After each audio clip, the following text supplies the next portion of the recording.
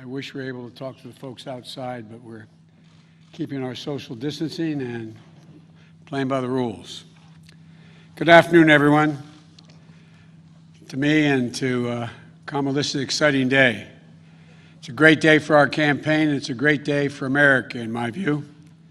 Over the past several weeks, I've had the incredible privilege of meeting and spending a good deal of time with a group of talented women leaders, all of whom are qualified to be president. With each one, the more I learned about them, the more I talked to them, the more impressed I was, even though I knew them before. I want to thank each and every one of them for being part of this process, and I look forward to working with them as we rebuild this country to get elected, and once we are elected, God willing. I approach this with a seriousness of purpose and of mind, because this is a serious moment for our nation. We're at one of those inflection points. You've heard me say that before in our history. A life-changing election for this nation. And the choice we make this November is going to decide the future of America for a very, very long time. And I had a great choice, great opportunities. I had a great choice, but I have no doubt that I picked the right person to join me as the next Vice President of the United States of America, and that's Senator Kamala Harris.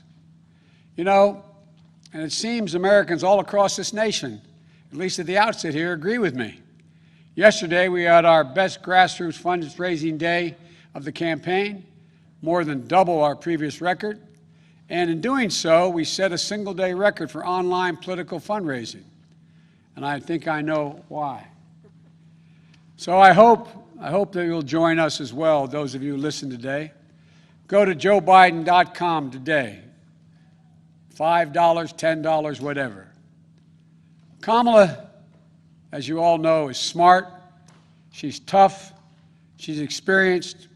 She's a proven fighter for the backbone of this country, the middle class, and for all those who are struggling to get into the middle class. Kamala knows how to govern. She knows how to make the hard calls. She's ready to do this job on day one. And we're both ready to get to work rebuilding this nation and building it better. As Attorney General of the largest state in the country, Kamala took on the big banks over mortgage fraud and won.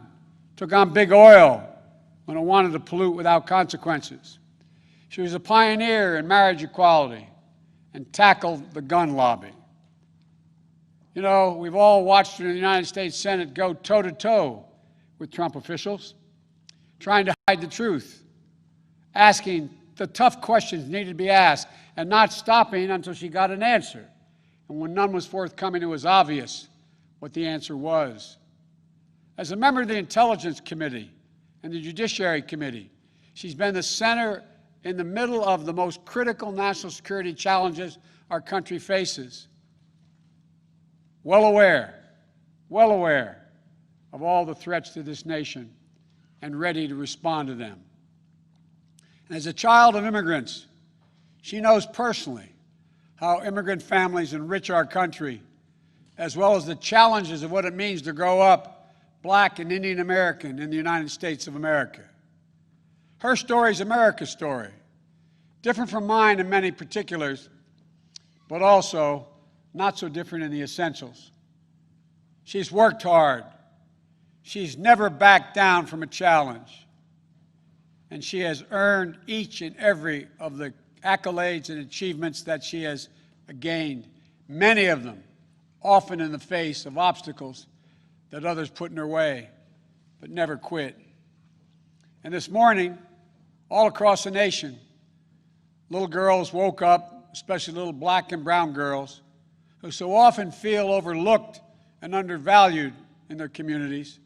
But today, just maybe, they're seeing themselves for the first time in a new way as the stuff of president and vice presidents. In her campaign in the primary, Kamala often talked about what she referred to as the 3 a.m. agenda, about moms and dads awake late at night in their kitchens, worried, scared, uncertain about how they were going to take care of their families. about how they were going to pay the bills, about how they were going to make it, simply make it. Growing up in Scranton and Claymont, Delaware, I saw that struggle with my family as well. Kamala saw it with hers as well. And millions of Americans are living that struggle as we speak, especially in this moment of crisis, especially with so many jobs lost. Kamala and I both know that all folks are looking for, as my dad would say, is an even shot. Just give me a shot, a fair shot, a shot at making it. And it'll be the work of our administration to make sure they get a fair shot. Working families need someone on their side in this nation because they certainly don't have anyone in the president now on their side. That's going to change in the Biden-Harris administration. It's going to be gratifying to see the strong, enthusiastic reaction to Senator Harris as our next vice president. You know, it comes from people all over the country. It's already occurring all over the country, all ideological views, all backgrounds. Events, of course, we are predictable, some of them. It comes from all over except, of course, from Donald Trump's White House and his allies. You all knew it was coming. You could have set your watches to it. Donald Trump has already started his attacks, calling Kamala, quote, nasty, whining about how she is, quote, mean to his appointees. It's no surprise, because whining is what Donald Trump does best, better than any president in American history. Is anyone surprised Donald Trump has a problem with a strong woman or strong women across the board? We know that more is to come. So let's be clear. If you're a working person, worried about whether or not you'll have a job to go to, whether or not you'll be able to pay your mortgage, pay your rent, worried about the poison in the air you breathe, the water you drink, worried about your civil rights, even your basic right to dignity, which is under attack with this administration, Kamala Harris has had your back, and now we have to have her back. She's going to stand with me in this campaign, and all of us are going to stand up for her. On January 20th, 2021, we're all going to watch Senator Harris raise her right hand and swear the oath of office as the first woman ever to serve in the second highest office in America, in this land. And then we're going to get to work fixing the mess that President Trump and Vice President Pence have created, both at home and abroad, through 4 years of mismanagement and coddling of terrorists and thugs around the world. Not only will America dig itself out of this hole they put us in, we're going to build back, and we're going to build back better. We have a public health crisis while he's in court trying to do away with health care. With more than 5 million reported infections, 165,000 people dead and climbing as a consequence of COVID-19.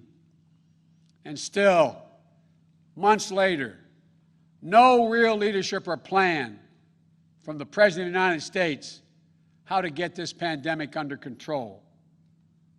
No real help for the states and local governments trying to fill the vacuum of leadership from the White House. No real help for children and educators, for small businesses and frontline workers they're ones holding our country together. Instead, he's issuing executive orders and making promises that in the end will defund the Social Security system while insisting that this virus will disappear. The Joe Biden and Kamala Harris administration will have a comprehensive plan to meet the challenge of COVID-19 and turn the corner on this pandemic. Masking, clear science-based guidance, dramatically scaling up testing, getting states and local governments the resources they need to open the schools and businesses safely. We can do this. We just need a president and a vice president willing to lead and take responsibility. Not as this president says, it's not my fault. The governor should thank me more. As that old saying goes, give me a break. We have an economic crisis with more than 16 million Americans, 16 million still out of work. Donald Trump is on track to break another record, on track to leave office with the worst jobs record of any American president in modern history. But instead of doing the hard work of meeting face-to-face with congressional leaders, Democrats and Republicans in the White House, like every other president has done in a crisis, to get Americans the relief they need and deserve, Donald Trump is on the golf course. If I told you this 3 years ago, you'd look at me like I was being crazy. He hasn't even met with the leadership. He doesn't have time, it appears. We have a climate crisis that Donald Trump refuses to even acknowledge. When he thinks about climate change, all we hear is the word hoax. The Biden-Harris administration is going to meet the climate crisis, protect the health of the American public. And along the way, we're going to deliver one word: jobs, good paying jobs. We have a racial justice crisis. Donald Trump seeks only to inflame it with his politics of racist rhetoric and appeals to division. You know, today is not only the day I'm proud to introduce Senator Kamala Harris as the vice presidential nominee of the Democratic Party. It's also the 3rd anniversary of that terrible day in Charlottesville. Remember what it felt like to see those neo-Nazis? Close your eyes. And those Klansmen, white supremacists, coming out of fields, carrying lighted torches, faces contorted, bulging, veins, pouring into the streets of historic American city, spewing the same anti-Semitic bile we heard in Hitler's Germany in the 30s. Remember how it felt to see a violent clash ensue between those celebrating hate and those standing against it? It was a wake-up call for all of us as a country. For me, it was a call to action. My father used to say, silence is complicity, not original to him, but he believed it. At that moment, I knew I couldn't stand by and let Donald Trump, a man who went on to say, when asked about what he thought, he said there were very fine people on both sides. Quote, very fine people on both sides. No president of the United States of America has ever said anything like that. See him continue to attack everything that makes America, America. I knew we were in the battle for the soul of the nation. That's when I decided to run. And I'm proud now to have Senator Harris at my side in that battle because she shares it with the same intensity I do. For she's someone who knows what's at stake. The question is, for all Americans to answer, who are we as a nation? What do we stand for? And most importantly, what do we want to be? You know, someone who knows that the future of this country is limited only by the barriers we place on our own imaginations, because there's nothing Americans cannot achieve when we put our minds to it, and we do it together.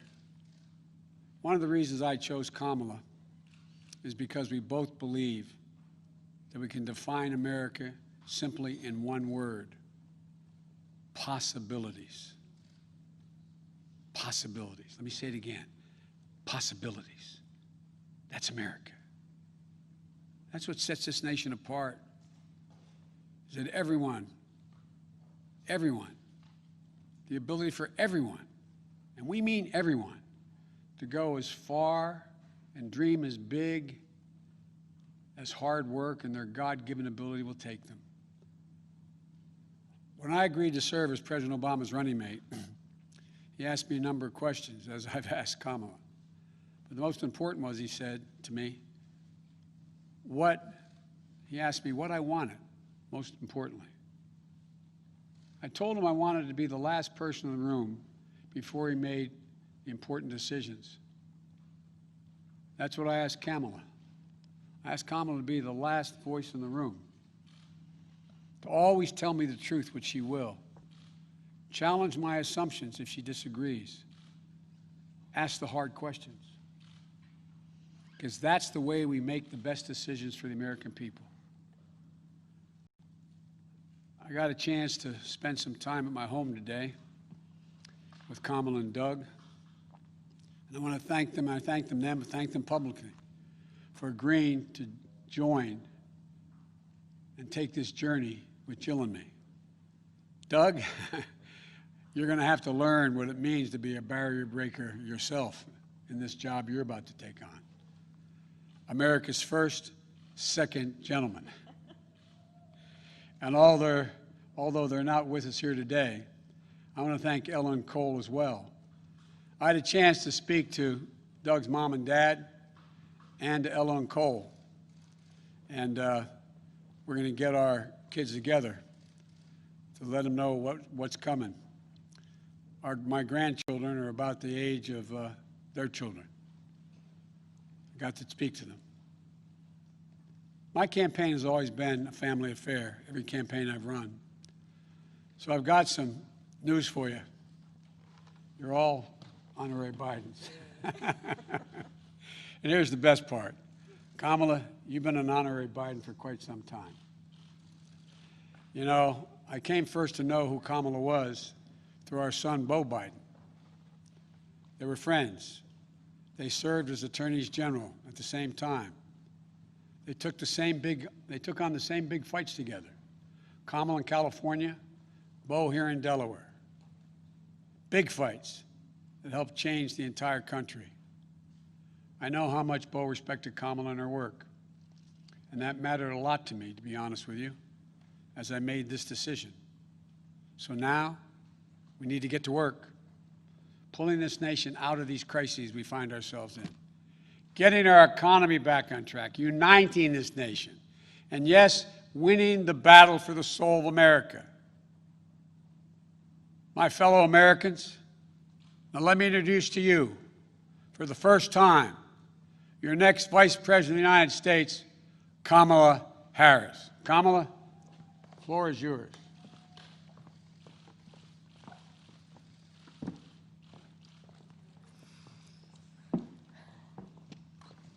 What do you want? Here you go. Thank you, Joe. Thank you. Thank you, Joe. As I said, Joe, when you called me, I am incredibly honored by this responsibility, and I'm ready to get to work. I am ready to get to work. After the most competitive primary in history, the country received a resounding message that Joe was the person to lead us forward. And Joe, I'm so proud to stand with you. And I do so mindful of all the heroic and ambitious women before me, whose sacrifice, determination, and resilience makes my presence here today even possible. This is a moment of real consequence for America. Everything we care about, our economy, our health, our children, the kind of country we live in, it's all on the line. We're reeling from the worst public health crisis in a century. The president's mismanagement of the pandemic has plunged us into the worst economic crisis since the Great Depression. And we're experiencing a moral reckoning with racism and systemic injustice that has brought a new coalition of conscience to the streets of our country demanding change. America is crying out for leadership. Yet we have a president who cares more about himself than the people who elected him. A president who is making every challenge we face even more difficult to solve. But here's the good news. We don't have to accept the failed government of Donald Trump and Mike Pence. In just 83 days, we have a chance to choose a better future for our country. So, Joe, Dr. Biden, thank you for the trust you've placed in me. Jill, I know you will be an incredible First Lady. And my husband Doug and I are so grateful to become a part of your extended family. And ever since I received Joe's call, I've been thinking, yes, about the first Biden that I really came to know, and that, of course, is Joe's beloved son, one of his beloved sons, Bo. In the midst of the Great Recession, Bo and I spoke on the phone practically every day, sometimes multiple times a day, working together to win back billions of dollars for homeowners from the big banks of the nation that were foreclosing on people's homes. And let me just tell you about Bo Biden. I learned quickly that Bo was the kind of guy who inspired people to be a better version of themselves. He really was the best of us. And when I would ask him, where'd you get that? Where did this come from? He'd always talk about his dad. And I will tell you, the love that they shared was incredible to watch. It was the most beautiful display of the love between a father and a son. And Bo talked about how Joe would spend 4 hours every day riding the rails back and forth from Wilmington to Washington so he could make breakfast for his kids in the morning and make it home in time to tuck them in bed each night. All of this so 2 little boys who had just lost their mom and their sister in a tragic accident would know that the world was still turning. And that's how I came to know Joe. He's someone whose first response when things get tough is never to think about himself, but to care for everyone else. He's someone who never asks, why is this happening to me? And instead asks, what can I do to make life better for you?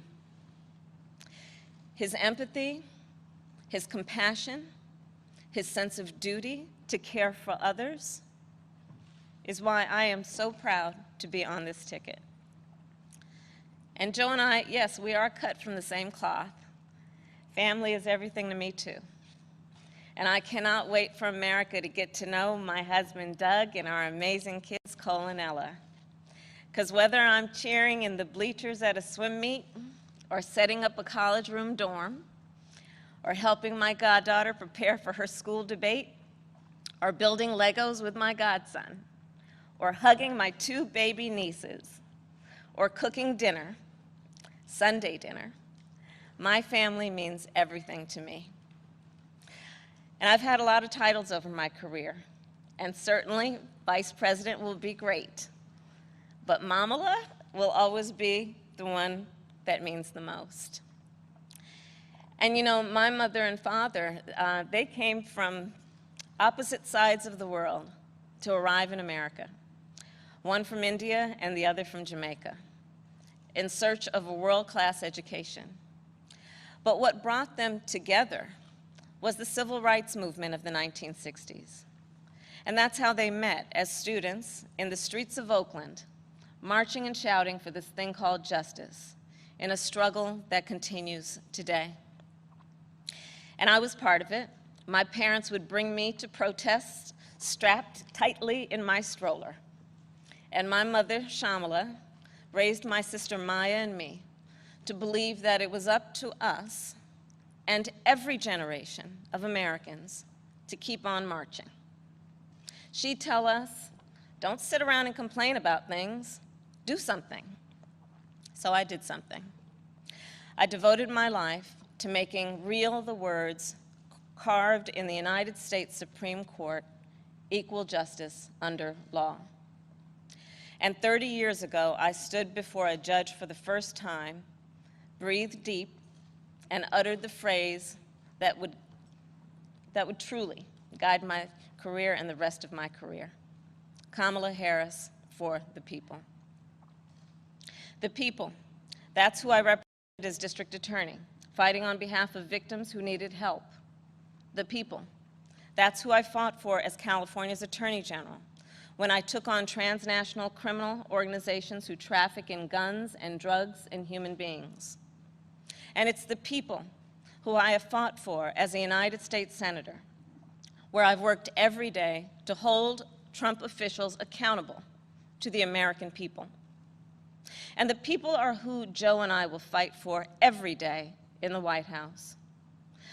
And let me tell you, as somebody who has presented my fair share of arguments in court, the case against Donald Trump and Mike Pence is open and shut. Just look where they've gotten us. More than 16 million out of work. Millions of kids who cannot go back to school. A crisis of poverty, of homelessness, afflicting Black, brown, and indigenous people the most. A crisis of hunger, afflicting 1 in 5 mothers who have children that are hungry. And tragically, more than 165,000 lives that have been cut short. Many with loved ones who never got the chance to say goodbye. It didn't have to be this way. 6 years ago, in fact, we had a different health crisis. It was called Ebola. And we all remember that pandemic. But you know what happened then? Barack Obama and Joe Biden did their job. Only 2 people in the United States died. 2. That is what's called leadership. But compare that to the moment we find ourselves in now. When other countries are following the science, Trump pushed miracle cures he saw on Fox News. While other countries were flattening the curve, he said the virus would just, poof, go away. Quote, like a miracle. So when other countries opened back up for business, what did we do? We had to shut down again. This virus has impacted almost every country. But there's a reason it has hit America worse than any other advanced nation. It's because of Trump's failure to take it seriously from the start. His refusal to get testing up and running. His flip-flopping on social distancing and wearing masks. His delusional belief that he knows better than the experts. All of that is reason, and the reason that an American dies of COVID-19 every 80 seconds. It's why countless businesses have had to shut their doors for good. It's why there is complete chaos over when and how to reopen our schools. Mothers and fathers are confused and uncertain and angry about childcare and the safety of their kids at school, whether they'll be in danger if they go or fall behind if they don't. Trump is also the reason millions of Americans are now unemployed. He inherited the longest economic expansion in history from Barack Obama and Joe Biden. And then, like everything else he inherited, he ran it straight into the ground. Because of Trump's failures of leadership, our economy has taken one of the biggest hits out of all the major industrialized nations, with an unemployment rate that has tripled as of today. This is what happens when we elect a guy who just isn't up for the job. Our country ends up in tatters, and so does our reputation around the world. But let's be clear, this election isn't just about defeating Donald Trump or Mike Pence. It's about building this country back better. And that's exactly what Joe and I will do. We'll create millions of jobs and fight climate change through a clean energy revolution. Bring back critical supply chains so the future is made in America. Build on the Affordable Care Act so everyone has the peace of mind that comes with health insurance. And finally, offer caregivers the dignity, the respect, and the pay they deserve. We'll protect a woman's right to make her own decisions about her own body, root out systemic racism in our justice system, and pass a new Voting Rights Act, a John Lewis Voting Rights Act, that will ensure every voice is heard and every voice is counted. The civil rights struggle is nothing new to Joe. It's why he got into public service. It's why he helped reauthorize the Voting Rights Act and restore unemployment discrimination and employment discrimination laws. And today, he takes his place in the ongoing story of America's march toward equality and justice as the only who has served alongside the first black president and has chosen the first black woman as his running mate. But as Joe always points out, this election is about more than politics. It's about who we are as a country. And I'll admit, over the past 4 years, there have been moments when I have truly worried about our future. But whenever I think that there is a reason for doubt, whenever I've had my own doubts, I think of you, the American people, the doctors and nurses and frontline workers who are risking your lives to save others, the truck drivers and the workers in grocery stores, in factories, in farms, working there, putting your own safety on the line to help us get through this pandemic, the women and students taking to the streets in unprecedented numbers, the dreamers and immigrants who know that families belong together, the LGBTQ Americans who know that love is love, people of every age and color and creed who are finally declaring in one voice that yes, Black Lives Matter. All across this country, a whole new generation of children is growing up hearing the cries for justice and the chants of hope on which I was raised, some strapped into strollers of their own. And trust me, it's a song you'll never forget. So to everyone keeping up the fight, you are doing something. You are doing something great. You are the heroes of our time. And you are the reason I know we are going to bring our country closer to realizing its great promise.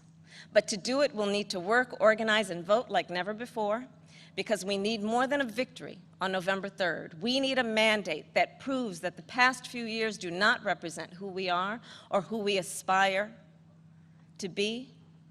Joe likes to say that character is on the ballot, and it's true. When he saw what happened in Charlottesville 3 years ago today, he knew we were in a battle for the soul of our nation. And together with your help, that's a battle we will win. Earlier this year, I said I'd do whatever Joe asked me to do. And so now I'm asking you to do the same. So visit joebiden.com to get involved in this campaign and vote, because electing Joe Biden is just the start of the work ahead of us. And I couldn't be prouder to be by his side, running to represent you, the people. Thank you,